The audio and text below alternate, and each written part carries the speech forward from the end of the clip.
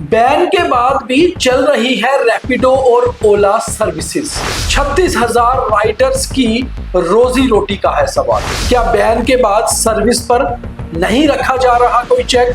क्या लाइसेंस के लिए फिर से अप्लाई करेगी ये कंपनीज, या फिर अप्लाई कर चुकी है, या चलता रहेगा ऐसे ही ये काम? क्या लाइसेंस के लिए अप्लाई करने के बाद ये राइडर्स वापस शुरू कर पाएंगे ये काम? ये बहुत सारे सवाल हैं जिनके जवाब सरकार को देने चाहिए, क्योंकि सवाल 36,000 राइडर्स का भी है, और सवाल लोगों की सर्विस का भी है, और सवाल सुरक्षा का भी है, क्योंकि बैन के बावजूद भी सर्विस चल रही है जिसे सरकार इलीगल करार दे सकती है।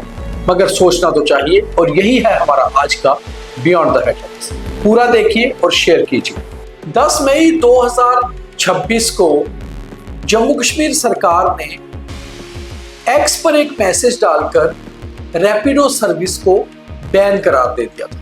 उनका कहना था कि रैपिडो सर्विस के पास लाइसेंस नहीं। अब रैपिडो के बारे में बताने की जरूरत तो नहीं है कि रैपिडो से तो आप सारे अच्छे भली भांति वाकिफ हैं। आज केवल हमें शहर के एक दूसरे कोने से कहीं जाना हो, उसके लिए ही नहीं, बल्कि घर से आपने ऑफिस में कुछ लंच भेजना है, या बाजार से मिठाइयाँ अपने घर भेजनी है, या किसी को कोई सामान उपलब्ध करवाना है, तो तुरंत आप रैपिडो करते हैं और भेज सकते हैं। 30, 40, 50 रुपए में आपका सामान इधर से उधर पहुंच रहा है, और इस सुविधा का जम्मू वासी बहुत अच्छे से लाभ ले भी रहे हैं। मगर ये सर्विस 10 मई 2026 से बैन है। करीबन 1.5 महीना हो रहा है, मगर बावजूद इसके ये सर्विस चल रही है। आज भी आप अभी भी रैपिडो करिए और कहीं भी चले जा सकते हैं। कारण क्या है?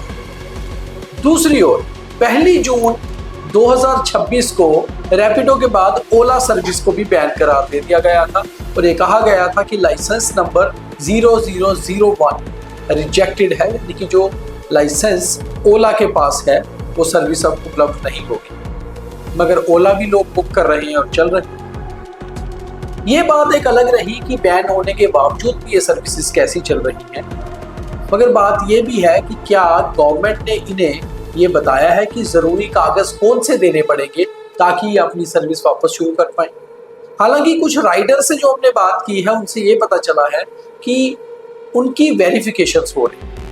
राइडर्स को रैपिडो और ओला द्वारा, ओला को क्योंकि ओला सर्विस में भी ऑटो और टैक्सीज आती हैं, और रैपिडो में खास तौर पे आपका 2 व्हीलर यानी कि बाइक्स, स्कूटीज, ऑटोज और कैब्स आती हैं।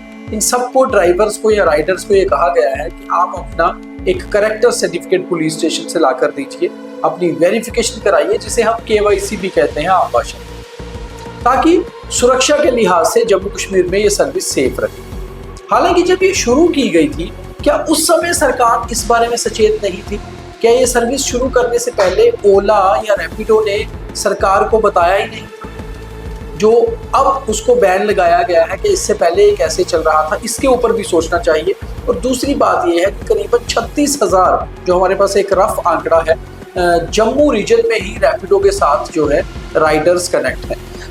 बहुत सारे इसमें मैक्सिमम जो नंबर है 60 से 70% वो पार्ट टाइम जॉब करते हैं इनके साथ, यानी कि पार्ट टाइम ये सर्विसेज देते हैं, और 30% के करीब ऐसे हैं जो फुल टाइम है। तकरीबन लोग इससे अपनी दिनचर्या चला रहे हैं, अपनी अच्छी आमदनी कमा रहे हैं, मगर उन्हें ये पता ही नहीं था कि दरअसल इसका लाइसेंस ही नहीं है। अब इसके ऊपर जिस तरह से ट्रांसपोर्ट कमिश्नर विशेष पाल महाजन जी ने 2 बार मैसेज करके इसे बैन करार दे दिया था, और उसके ऑर्डर भी शेयर हुआ था, क्या इससे पहले सरकार को इसकी नॉलेज नहीं थी? और अगर हम आज की प्रेजेंट की बात करें तो बैन के बावजूद भी ये चल रही है। या तो अब बैन मत करिए, लोगों में कंफ्यूजन मत क्रिएट करिए, आप ये कहिए कि इनको लाइसेंस लेने के लिए या वेरिफिकेशन के लिए कहा गया है। अब हो ये रहा है कि वेरिफिकेशन राइडर्स की चल रही है, बट राइडर्स भी कंफ्यूज हैं कि फिलहाल क्या बैन अभी भी ब्लैंकेट बैन है कि बिल्कुल नहीं चलेगी, या फिर डॉक्यूमेंट सबमिट हो गए हैं और सरकार द्वारा अभी इसके ऊपर कुछ क्लियर नहीं किया गया है। क्योंकि जनता को ऐसी उम्मीद है कि अगर सरकार ने एक ऑर्डर निकाल के, एक मैसेज करके ये सर्विसेज बंद की है तो एक मैसेज निकालकर इसे शुरू भी किया जाए जब ये डॉक्यूमेंटेशन सबमिट हो जाए। मगर अगर बैन डॉक्यूमेंटेशन सबमिट करने के बीच भी ये सर्विस चल रही है तो फिर वो बैन क्या हुआ?